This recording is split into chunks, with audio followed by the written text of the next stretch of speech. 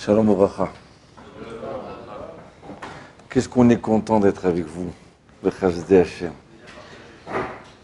Alors, venez, on réfléchit, c'est quoi la force d'un juif?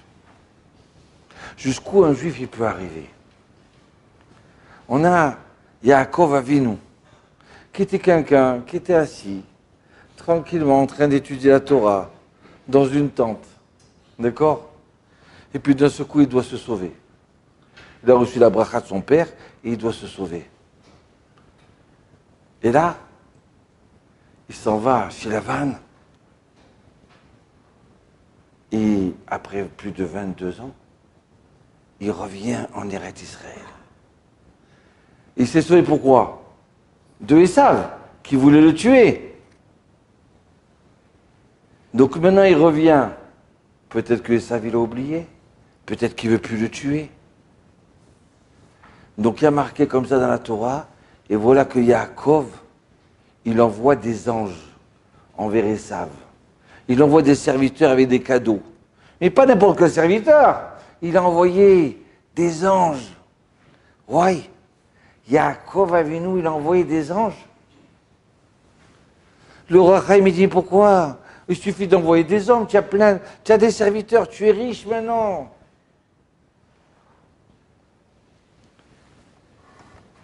Yaakov Avinu, quand il se sauve de Esav, 22 ans avant, il est pauvre, perdu, et il se met à rêver. Il se met à rêver des anges qui montent et qui descendent. Il y a des gens, quand ils ne sont pas bien, ils se mettent à pleurer, je suis misken, je suis rien. Non, Yaakov, il rêve d'être un ange. Il ne tombe pas dans le désespoir.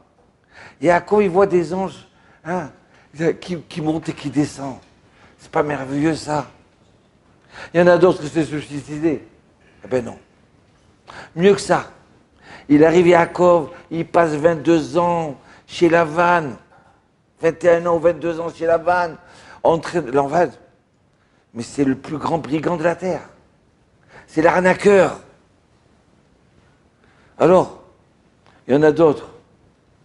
Quoi? Moi j'étudie la Torah. Et maintenant je dois me sauver. Et maintenant moi je suis tout seul. Non, c'est trop dur. C'est trop dur. Il baisse les bras. Yaakov, il ne baisse pas les bras. Il y en a d'autres, qu'est-ce qu'ils font? Eh bien, tu sais, je suis avec Lavan, eh bien, je vais apprendre les coutumes de Lavan. J'ai une histoire pour vous. J'avais une juive qui était infirmière, une histoire vraie, en France, à Paris. Et elle, comme elle faisait Shabbat, Baruch Hashem, Kol HaKavod, donc chaque fois, elle s'amusait, elle travaillait le dimanche. Et quand elle avait le jour de Kippour, alors elle disait, bon, écoute, tu sais quoi? Le 25 décembre, je vous remplacerai. Donnez-moi mon jour de Kippour.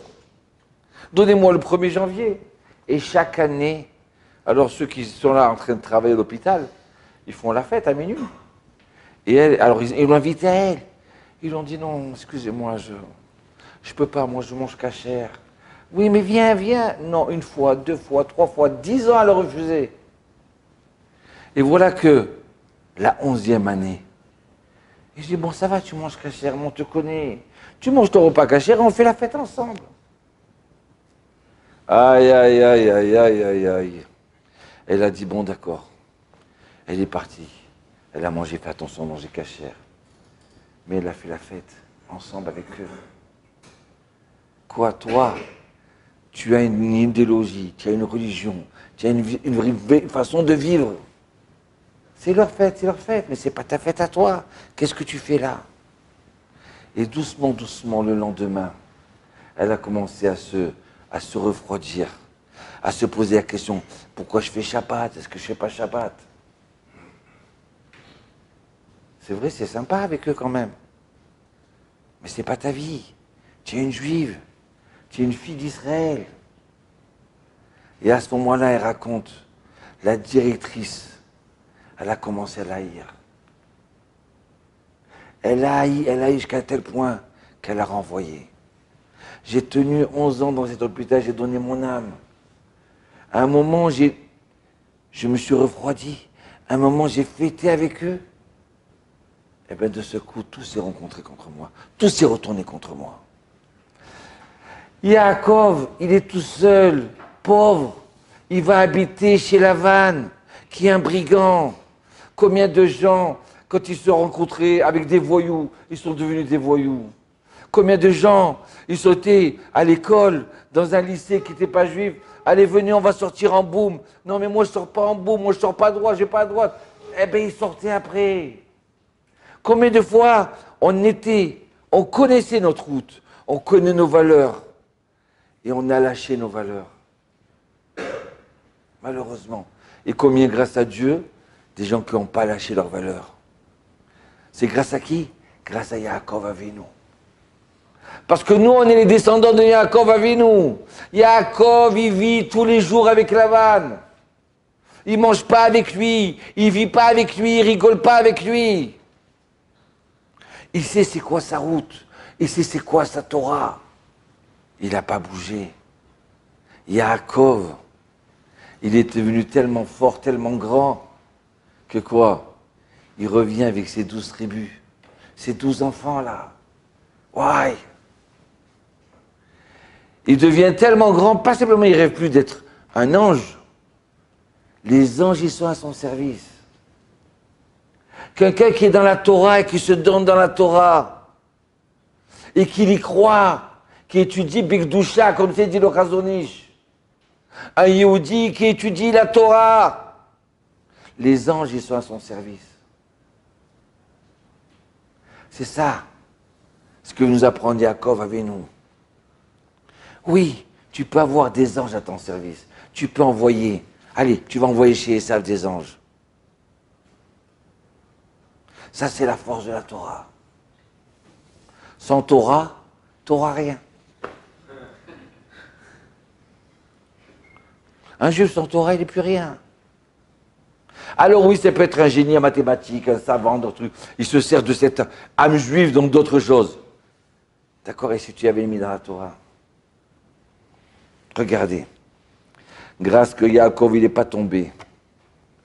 Il s'est suré. Il est devenu maintenant des anges à son service. Donc ça, je dis comme ça, il remonte. Rabbi Pinchas ben Yair, il devait faire une mitzvah pour sauver des prisonniers juifs. Et voilà que, donc il prend de l'argent pour payer, pour les libérer. Et sur sa route, il y a un fleuve, un grand fleuve. Vous avez vu ça, le grand fleuve? Le Rhône, plus grand que le Rhône, plus grand que la Seine. Il ne peut pas passer. Il faudrait qu'il fasse tout le tour, quelques kilomètres, mais il n'a pas le temps. Il dit au Nar Guinaï, fleuve Guinaï, ouvre-toi. Il dit quoi? Ouvre-moi. Je n'ai pas compris. Qu'est-ce que tu veux de moi? Il dit, je te demande d'ouvrir. Alors le fleuve dit, attends, non. Dieu, il m'a créé pour que je coule. D'accord? Dans ce sens-là. Il ne m'a pas créé pour m'ouvrir. Donc, Rabbi Pinchas ben Yair lui dit, bon, il n'y a pas de problème. Tu ne veux pas t'ouvrir? Donc maintenant, je vais décréter que tu te sèches entièrement. Tu n'existes plus. Il a dit, attends, ça va, 2 secondes. Et d'un seul coup, il s'ouvre. Il s'ouvre, il passe lui. Il fait passer aussi un non-juif, tiens, le pauvre, pourquoi il va faire tout le tour? Il a fait passer aussi un animal, il a fait passer tout le monde, allez passer tous. Tout le monde est émerveillé, regardez, la vie s'est ouverte en deux là. Ils sont trop forts ces juifs là. C'est extraordinaire. Ils passent tous.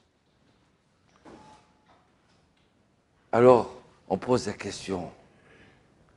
Mais si Rabbi Pinchas ben Yair, il fait un miracle comme ça, c'est extraordinaire.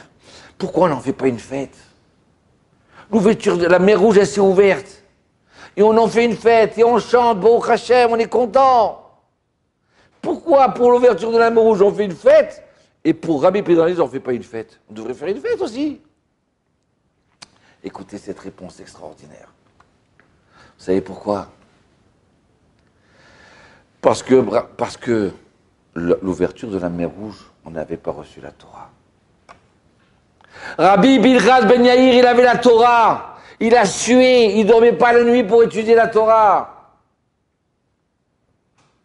Il a dansé avec la Torah. Il a vécu sa Torah. Donc alors Rabbi Pinchas, il a la force d'ouvrir le fleuve. C'est quelque chose de normal. C'est pas quelque chose d'extraordinaire. On ne va pas faire une fête. D'accord? Mais d'ouvrir la mer Rouge, alors qu'on n'a pas reçu la Torah? Mais c'est extraordinaire, ça. Grâce à la prière, on a pu ouvrir la mer Rouge sans la Torah. Ça, il faut. Alors, vraiment, c'est un miracle. Mais qu'un chacham qui fait des miracles, c'est normal. Il a les malachim entre ses mains. Yaakov Avinu, il a les malachim. Écoutez, Bémet, j'ai une belle histoire à vous raconter. Rav Salomon Moussafi. J'ai quelqu'un où je connais bien sa petite fille, du Rav Salomon Moussafi. Rav Salomon Moussafi, il a vécu à peu près autour de jusqu'en 1970 à peu près. Aujourd'hui, son fils, Rav Ben Moussafi, Ben Sion Moussafi, c'est un grand Rav en Israël, à Jérusalem. Kabbaliste aussi. Et voilà que on se trouve en 1963. Jusque quelques années avant, John Kennedy, il a été élu président des États-Unis. Un des présidents les plus jeunes. Il a été adoré par tout le monde. Il a eu le vent en poupe. Ah, qui c'est qui n'aimait pas John Kennedy? Et voilà que il décide. Il y a une petite guerre qui se passe entre lui et Ben Gurion.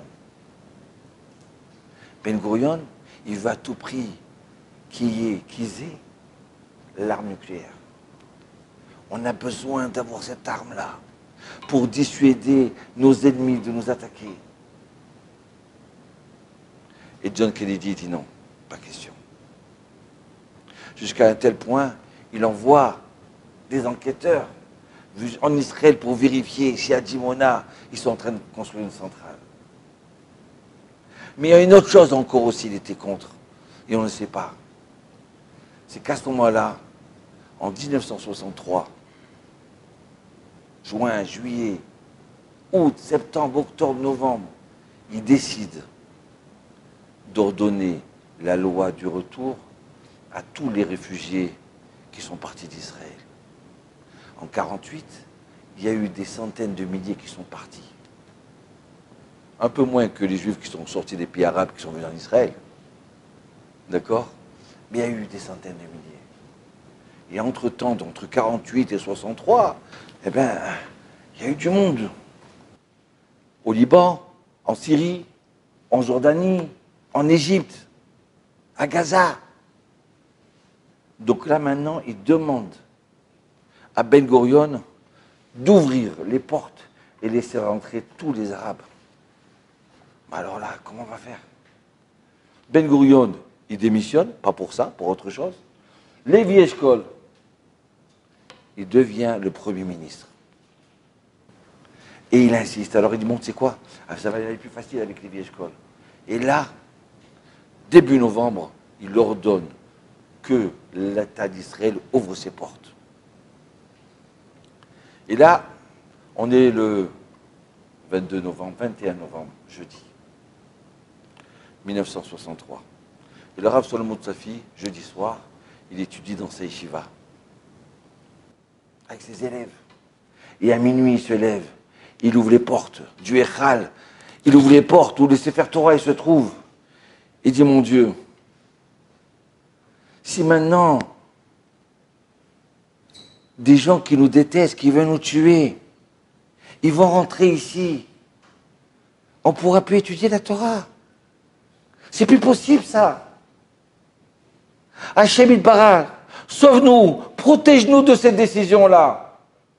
Je ne sais pas s'il y a un rapport ou il n'y a pas de rapport. Le lendemain, John Kennedy se fait assassiner. Le 22 novembre 1963. Peut-être qu'il n'y a aucun rapport. Mais peut-être, j'en sais rien. C'est sûr et certain qu'il ne voulait pas le tuer, frère de Shalom. Mais la force de la Torah, arrête ça, bloque ça.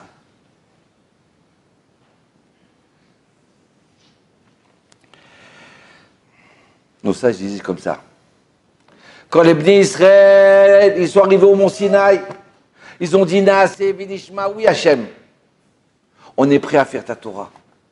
Dieu il propose la Torah à tous les autres peuples, comme ça le Midrash dit. Tout le monde a refusé.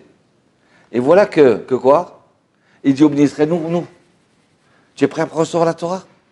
Sinon je détruis le monde. À Israël, qu'est-ce qu'ils disent? Naaseh v'nishma, bien sûr qu'on veut. On veut et on veut la faire. On veut et on veut l'étudier. On veut la faire et l'étudier. Nos sages, ils disent à ce moment-là, Akadosh Hu Hu, il a fait descendre 600 000 anges qui viennent s'occuper de chaque juif pour leur mettre une couronne. Hein? 2 couronnes. Une pour Naaseh, une pour Nishma. Une couronne parce qu'ils ont dit on va faire et après on comprendra. Et d'un seul coup, l'ange, il descend, il voit, mais celui-là, il boite. On ne va pas mettre une couronne sur quelqu'un qui boite. Donc, alors, il a guéri le boiteux. Celui-là, il bégaye.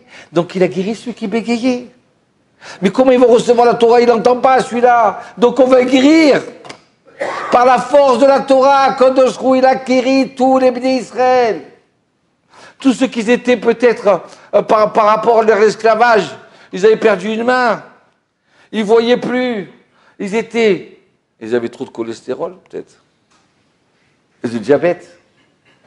Eh bien, les anges, Hachem, il a dit, je veux qu'il y ait des hommes. La Torah, elle est purifiée entièrement.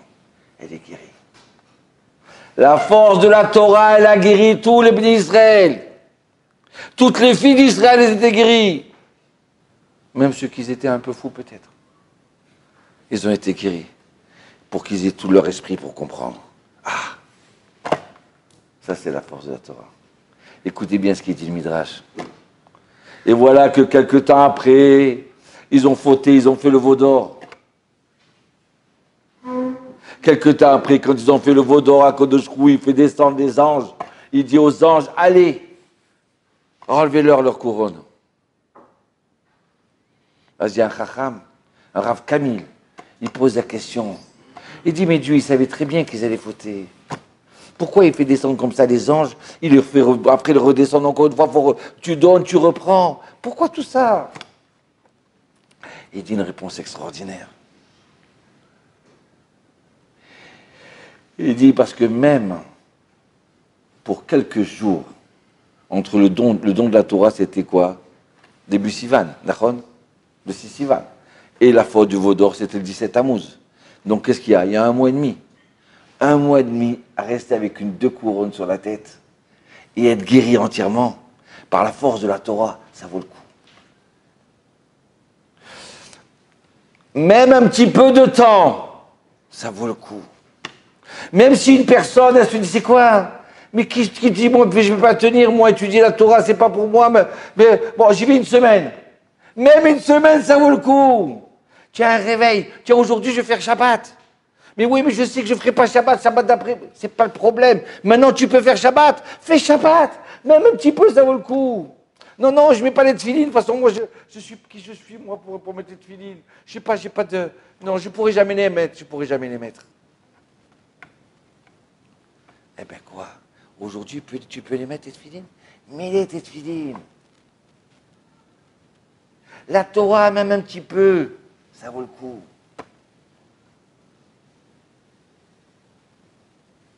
Regardez la grandeur d'un Yehudi.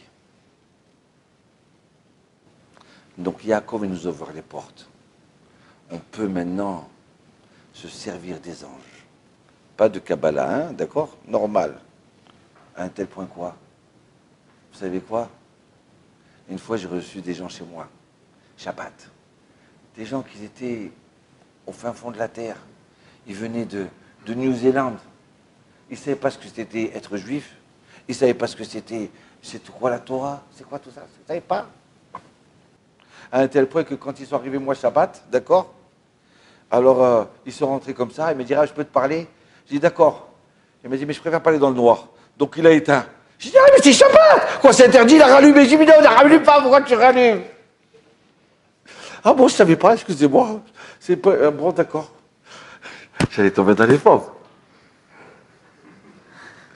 Quoi, on n'a pas le droit d'appuyer sur le bouton en Shabbat? Non, on n'a pas le droit. Alors à ce moment, on se lève. J'ai dit, maintenant, on se met à table. Alors on était comme ça, quelques personnes à table, une dizaine à table, et on commence. Shalom Aleichem, Malachi Shalom. Alors à ce moment-là, je dis à mon fils, traduis-lui. Alors, j'ai dit, on arrête. On va lui traduire. Shalom Aleichem. Bonjour, mes anges. Les anges du shalom. Les anges du service. Boachem et shalom, venez chez nous, nos anges. Bénissez-nous les anges. Je lui alors quoi, plus on chantait, et plus je le vois pleurer. Il me dit quoi? Et alors il a dit à moi, il n'a pas osé me dire à moi, il a dit à mon fils, mais je suis rentré chez un grand sadique, il a le roi raccodé, ce rave-là. Quoi, il parle avec les anges, c'est extraordinaire. Il a invité les anges. Oh là là, mais je ne pensais jamais que Dieu m'aimait tellement là. Je suis rentré dans une maison spéciale. Bon, à la fin, je lui ai expliqué que bon, on est comme tout le monde. C'est tous les bénis Israël qui chantent ça. Il n'y a pas que la famille Attali. C'est tous les bénis Israël qui font Shabbat. Alors à ce moment-là, ils invitent les anges. Et ces anges-là, ils les bénissent. À Yosef, à Sarah, à chacun. Oui, bien sûr. Vous savez quoi, j'avais mon arrière-grand-mère. Quand on faisait Shalom Aleichem, elle ouvrait les mains. Alors nous, pour s'amuser, on était petits, alors on lui mettait des radis dans les mains. Comme ça. Après, elle nous a expliqué, ma mère nous disait, c'est pourquoi elle ouvre les mains? C'est pour recevoir la bracha, la bénédiction des anges. Alors on rigolait quand t'es petit. Mais maintenant, quand j'y pense, j'ai des frissons. Je tabarche, à un tel point, ils avaient une émouna que les anges, ils étaient avec eux dans la maison. Comment tu veux t'énerver? Comment tu veux t'exciter? Comment tu veux dire un mot qui n'est pas à sa place? Comment tu veux dire un gros mot? J'ai les anges avec moi.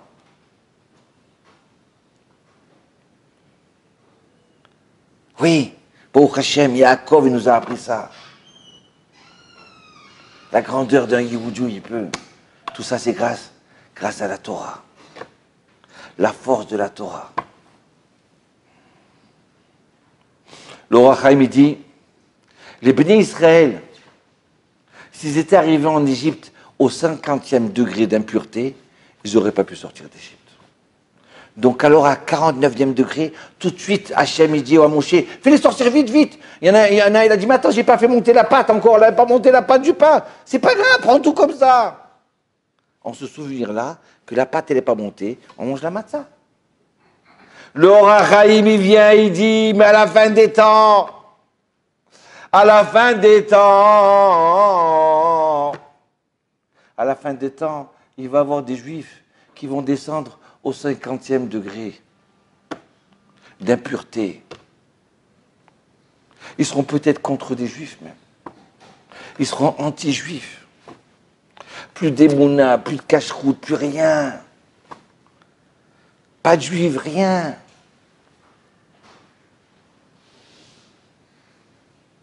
Malheureusement, ce n'est pas de leur faute. Et vous savez très bien que d'un seul coup, les disent, du quoi? Mais Shabbat, pourquoi faire Shabbat? À quoi ça se fait Shabbat? C'est-à-dire comme ça, ils sont là en train de manger un couscous au cochon devant toi, mais c'est pas leur faute. Ils n'ont pas goûté à la Torah. Et même s'ils ont goûté, ils l'ont mal goûté. Alors, il y a des Juifs comme ça qui sont perdus. En France, à Paris, à Marseille, à Lyon. Ils sont là, en train de perdre leur temps dans d'autres choses. Se perdre sur la route. En Amérique, en Afrique, ils sont tout seuls. Ou ils sont à Tahiti. D'accord? Mais ce n'est pas de leur faute. Si ces gens-là, ils étaient assis à côté de Yaakov Avinu. Si Yaakov Avinu, il a des anges dans son service. Assis-toi à côté de Yaakov. Chante avec Yaakov. vis avec Yaakov, mais tu te transformes. Tu comprends c'est quoi ta route. Ces gens-là, ils ne connaissent pas leur route. Et je vous dis tellement, les pauvres, ils sont tellement... Ça me fait de la peine pour eux. Quoi? Que peut-être même ils sont antisémites. Ils ne s'aiment pas. J'en ai un que j'ai connu comme ça. J'ai entendu son histoire très forte. C'était un nazi. Il habitait Marseille. Et il voyait les religieux comme ça passer, les juifs comme ça. Il se mettait à les crier, à les insulter, à leur cracher. Et voilà qu'il est parti à la Légion étrangère. Il va à la Légion étrangère et vas-y, vas-y. Et toute sa journée, c'est des blagues sur les juifs et sur les ennemis et sur des racistes. Et voilà qu'un jour, il reçoit une lettre. Ta grand-mère, elle est morte. Ouais, il demande à son officier, excusez-moi, mais vous savez que je suis un beau soldat. Il dit, oui, il n'y a rien à dire. Tu es un très bon soldat. Alors, j'ai ma grand-mère qui est décédée. Je sais que vous n'avez pas donné à l'autre pour la grand-mère, d'accord? Mais moi, c'est pas pareil. Bon, d'accord. Alors, voilà qu'il arrive. Jeudi, voyage d'Afrique, ils reviennent, et puis le vendredi matin, il va à l'enterrement. Donc, ils prennent le corps, ils sortent comme ça. Et puis, d'un seul coup, ils arrivent, Saint-Pierre, là, c'est l'enterrement, c'est le cimetière qui s'appelle comme ça, d'accord? C'est très grand à Marseille. Et puis, il y a plusieurs entrées. Et puis, d'un seul coup, ils rentrent dans l'entrée des Juifs. Alors, celui-là, il vient et dit, attends, maman, mais qu'est-ce qu'ils font là? Ils se trompent, d'autres que c'est pas ici qu'il faut rentrer. C'est de l'autre côté, c'est là-bas les chrétiens, c'est là-bas. Et sa mère dit, tais-toi, tais-toi. Ils sont fous ces gens-là. Bon, maintenant il pleure, il pleure, maintenant il est avec sa grand-mère. Il voulait même rentrer dans le trou, tellement c'est elle qui l'a fait grandir, c'est elle qui l'a aimé, c'est elle qui lui a tout donné. Et puis voilà qu'à un moment, une fois qu'ils ont recouvert, ils ont commencé à mettre une Magen David dessus. Alors il a poussé un cri. Ah, c'est quoi ça? Ça m'a dit, toi, tu comprends pas que ta grand-mère c'est une juive? Donc moi je suis juif et toi tu es juif. Il est tombé dans les pommes. Au cimetière, il est tombé dans les pommes. Il est rentré. Il est rentré chez lui. D'accord? Comme un somnambule. Il a acheté 2 caisses de bière et de vodka. Et il a bu. Il n'a pas fait qui-douche, hein, malheureusement. Il ne savait pas c'était quoi qui-douche. Il s'est saoulé jusqu'à dimanche matin. Chaque fois qu'il ouvrait les yeux, quoi, je suis juif, il prenait de bière. Il ouvrait, quoi, je suis juif, un vodka. Miskin, ne savait pas c'était quoi. Et dimanche matin, il a dit, mais si je suis juif, alors bon, j'ai toujours dit que les juifs, ils doivent aller en Israël, alors je vais en Israël. Il est retourné à la Légion, il a dit, libérez-moi. Non, je ne te libère pas, pas question, pas question. Il a dit, c'est pas compris, c'est quoi l'histoire là? Je suis juif, tu comprends? C'est pas ma faute. Tout le monde, il s'est mis à rire dans la Légion étrangère. Quoi, tu es juif? Toi, l'antisémite, le pire des antisémites, tu es juif? Bon, ça va, on a arrêté l'histoire. Arrêtez cette histoire. D'accord? Il avait l'accent marseillais et tout. Alors, il est arrivé en Israël. Alors, tu vois comme ça, un type comme ça qui arrive à la yeshiva. Mais moi, je te dis, il n'y a pas comme la Torah. Je vous le dis, moi. La Torah, c'est la meilleure. Et les juifs, c'est les meilleurs. Aïe, aïe, aïe, qu'est-ce qu'on rigolait. Mais oui. Et des fois, comme ça, on se perd. On se perd parce qu'on est tombé sur la tête. On n'a pas appris. On n'a pas eu ce virus de la Torah. Sans Torah, rien. Ouais. Alors le Rachaim dit, à la fin des temps, il va y avoir des Juifs qui vont tomber dans le 50e degré de pureté. Mais même eux là-bas, ils pourraient être sauvés. Même eux là-bas, grâce à des gens qui étudient la Torah, comme vous ici, hein, qui se sont sacrifiés pour venir, qui ont laissé leur travail.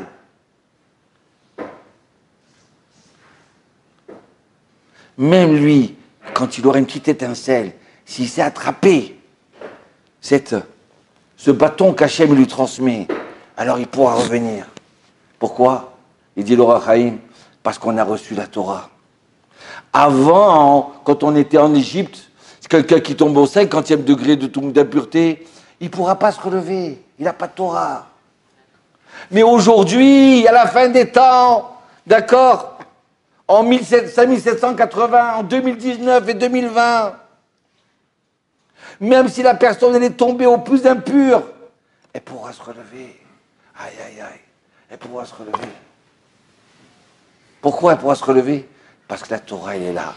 Elle plane dans le monde, sur Israël. Donc quand il va s'asseoir et qu'il va apprendre Torah, Tiva, l'Anoumoshi, de ce coup son âme, elle va s'enflammer. C'est le médicament qui va faire revivre ces juifs-là, qui va leur redonner goût. Tout cela, si tu dis comme il faut, si tu te donnes, moi je comprends rien, mais je veux juste en prendre une Mishnah. Je veux apprendre une Mishnah, c'est tout ce que c'est. Je veux apprendre un petit peu de Torah. Combien de gens, tu as vu des gens qui étaient loin, de ce coup ils ont perdu leur père. Et de ce coup quoi? Ils ne veulent plus quitter la synagogue. Une fois comme ça, j'ai dit à quelqu'un, viens à la synagogue. Ah non, non, non, pour moi ça m'étouffe, ça m'étouffe, ça m'étouffe. Comment ça t'étouffe? Elle me dit, oui, ça m'étouffe. Au bar, je ne suis pas étouffé, c'est bien, je suis à l'aise et tout ça. Et quand il a perdu son père, je le vois 6 mois après, il est devenu chemèche de la synagogue. Il me dit, je ne peux plus vivre sans, je peux plus vivre sans ça. C'est mon opium. C'est ma drogue, c'est ma joie. Aïe, aïe, aïe, aïe, aïe, vous comprenez? C'est pour ça que l'Or HaChaim, même si on est loin, eh ben on a la force de revenir grâce à la Torah. Et regardez, le malach, qu'est-ce qui se passe? Il revient vers Esav. Esav, maintenant, Yaakov, il va se battre contre l'ange de Esav. Pas simplement il se sert des anges, Yaakov, mais il arrive quoi? À se battre contre l'ange de Esav. Un être humain qui peut se battre contre un ange. Mais c'est extraordinaire, ça. Mais comment c'est possible, ça? Parce que maintenant, Yaakov, lui, il représente la Torah. Pourquoi le Chafetz Chaim lui pose la question? Pourquoi l'ange ne s'est pas battu contre Abraham, contre Yitzhak? Parce que Abraham, c'est la bonté, c'est le chesed, c'est extraordinaire. Mais si tu veux offrir des lits pour des hôpitaux, d'accord, ou des chaussettes pour des pauvres, on te laisse faire. Le Yetzer Hara, il te laisse faire. Mais si tu veux pour la Torah, alors non, il n'est pas question. C'est trop dangereux pour nous. Tu veux construire un hôpital? Quand tu construis l'hôpital, il n'y a pas de problème. Mais tu veux construire de la Torah? Mais c'est trop dangereux. Donc à ce moment-là, cet ange-là, il s'est battu contre la Torah, contre Yaakov Avinu. C'est un homme trop dangereux, Yaakov. Plus dangereux qu'Abraham et de Yitzhak.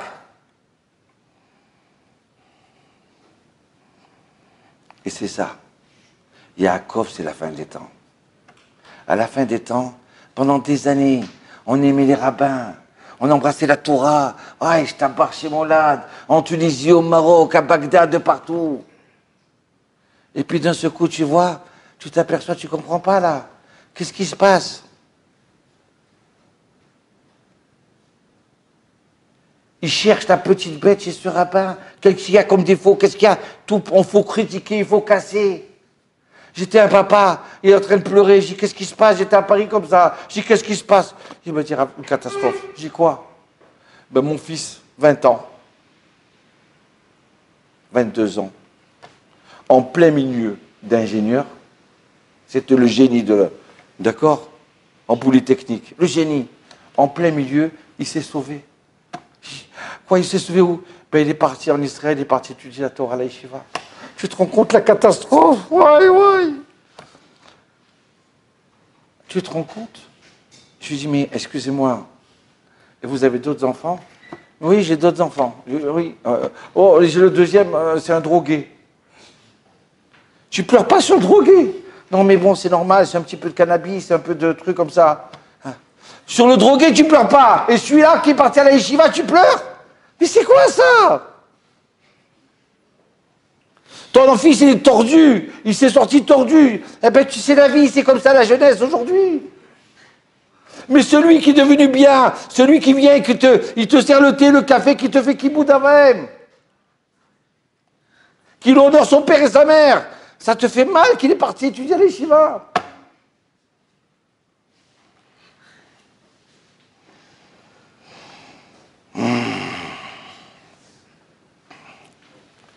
Regardez, encore 2 minutes.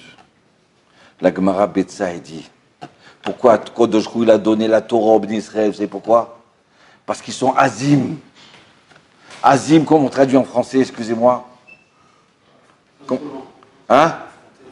Ils sont effrontés. Ils sont durs. La Gemara dit comme ça. Pourquoi Kodosh Hu a donné la Torah? Vous savez pourquoi les Juifs? Eh bien, ils sont un peu plus effrontés que les autres. Un peu plus durs que les autres. Rashi vient et dit comme ça. Azim, Kashim les Natsiar. C'est très dur à les gagner. Non, Azim Ken. Et après, qu'est-ce qu'il dit aussi encore? Il dit, parce que la Torah, elle radoucit leur cœur. Why? Un rabbin, il m'a dit, à la Knesset, ils n'arrêtent pas de se battre.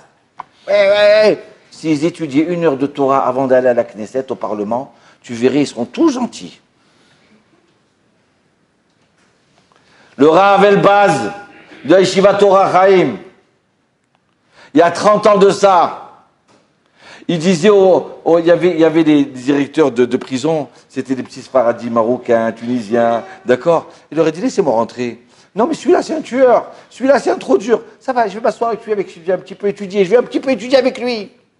Il étudiait 1 heure, 2 heures. 3 mois après, il allait devant le juge. Et il disait, monsieur le juge, vous voyez celui-là, Itzik, je suis garant. Laissez-le sortir. Il ne va rien perdre. Il ne va pas récidiver. J'ai mon ami à moi, il m'a dit, écoute-moi bien.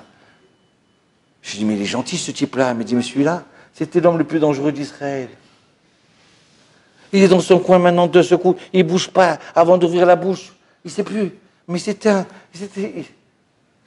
un homme super dangereux. On avait tout trempé de peur de lui.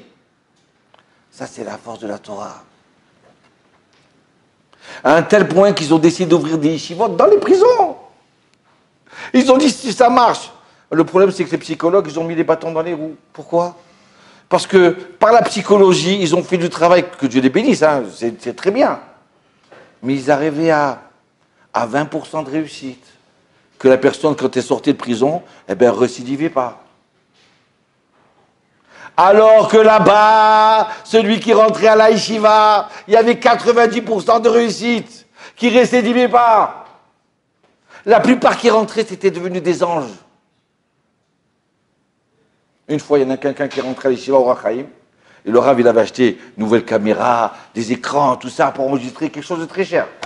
Tout content. Et il a fait rentrer un prisonnier. Le lendemain, il n'y avait plus de caméra, plus d'écran, il est parti avec. Bon, il y en a un qui a fauté, il a refauté. Mais la majorité ne refautait pas. Grâce à quoi? Grâce à la Torah. Le Chazonish, il a écrit, maintenant ça a été transformé en chanson. C'est tellement beau. Il écrit comme ça. Michelomet, celui qui étudie la Torah. Michelomet est la Torah. D'accord? Bien, pour de bon. Avec son cœur. D'accord? Alors il dit, et pas pour la science, pas pour être un savant.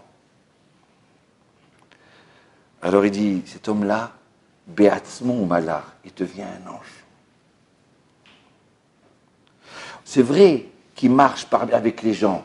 Il mange comme tout le monde, il marche avec eux. Mais en vérité, sa tête, elle est ailleurs. Sa tête, elle est dans le ciel. Sa tête, elle est dans la Mishnah, dans Brachot.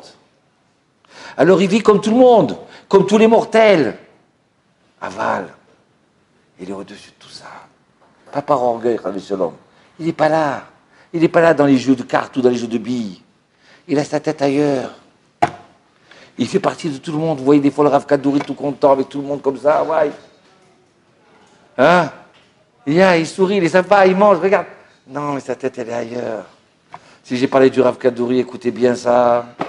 Le Rav Kadouri, un jour, un homme d'affaires à Manhattan, il avait un problème en Israël dans une usine à lui, donc il a décidé de venir d'urgence.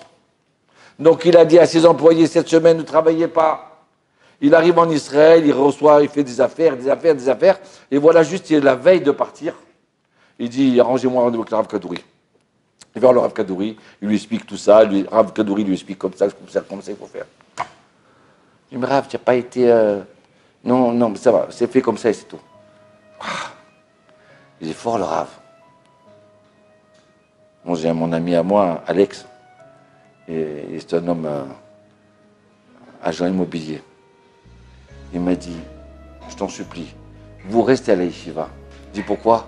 Je dis, parce que si vous sortez de la yeshiva, vous allez nous dépasser dans les affaires. Alors restez où vous êtes. On préfère rester où à la yeshiva. À ce moment-là, il dit, bon, Rav, allez, au revoir. Il lui dit, écoute, tu veux partir demain, hein? Il dit, oui, tu pars pas demain. Non, mais je dois partir, c'est trop important. Tu pars pas demain. Rav, je vous en supplie, tu pars pas demain. Donc alors il a dit, d'accord, voilà, je prends le billet, je le déchire devant toi. Il appelle ses employés, il leur a dit, demain, vacances, on ne travaille pas. Il a pris les billets le lendemain. Et voilà qu'il se trouve, comme il y a un changement d'horaire. D'accord? Il n'a pas pris à l'heure qu'il fallait, il a pris plus tard. Et voilà qu'il se trouve au-dessus de l'océan. Hein? Et d'un seul coup, ils ont attaqué les 2 tours. Qu'ils ont explosé, malheureusement avec des milliers de morts. Les 2 tours, hein, qui étaient le symbole de l'Occident, se sont écroulés. Quand il a atterri, il s'est mis à trembler. Ouais, on aurait dû être là-bas. Heureusement, j'ai écouté le Rav. Il voit loin, grâce à sa Torah, là. Voilà. Oui, on a des choses de se transformer. On a des défauts, c'est vrai. On a des difficultés, c'est vrai. Mais on a des forces de se transformer. Donc voilà, que Yaakov qui est devenu Israël, c'est nous, d'accord? Et merci Hashem, avec la Torah, elle va nous transformer, elle va me transformer. Shalom, au revoir.